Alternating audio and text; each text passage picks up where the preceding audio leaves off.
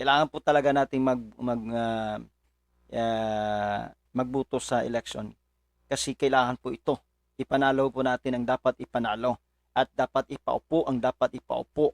It is a challenge for us. Kung challenge ito sa ICC, challenge din po sa OFWs, sa ating lahat na bumuto po ng tama, bumuto po ng karapat-dapat na tao. Patandaan natin, hindi po ang Diyos ang naglagay kung sino man ang ibubuto natin.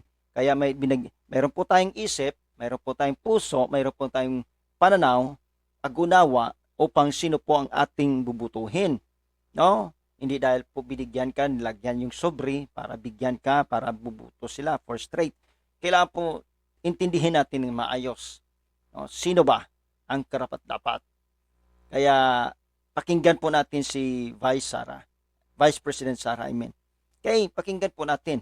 Let's unite and let's hear the conclusion. Kung ano pong hinihingi. Sabi na, kinakailan po, let hear the conclusion. Pakinggan po natin si Inday Sara para po sa ito'y kabutihan ng mga Filipinos. Okay, it's time to vote. It is a right to vote, mga kapatid.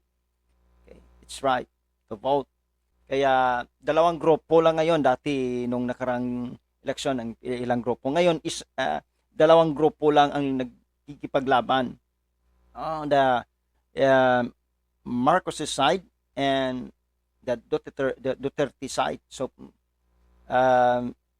that's reality po. Hindi po natin maiwasan yan. Okay, so this is the right time that you have to vote the right people, ilagay sa Senado, ilagay po sa Congress, at ang barangay din po. Okay, sa governors, tama ba? Dalawang governors. Hindi, no? Hindi pa yata. Mga mayors pala. No? Mayors, let's just vote them, the councilors. So, nasa atin yon. Okay? Pero tingnan po natin, ang dapat ibubuto ay dapat ibubuto ng tama. Ilagay po natin sila sa tamang direksyon. Ako naman, pananaw ko, hindi ko mo Duterte yung kasamaan sa baba, ay tingnan po din po natin kung yun pong taong yon ay karapat-dapat po sa doon. Kasi baka kikiayon din po sa daloy ngayon dahil alam nyo, napakaraming tao talaga nasa side po ng mga Duterte. Hindi po talaga matitigilan yan kahit po i-deny nyo pa ang katotohanan na ihayag po. Diba? Alright. Sige.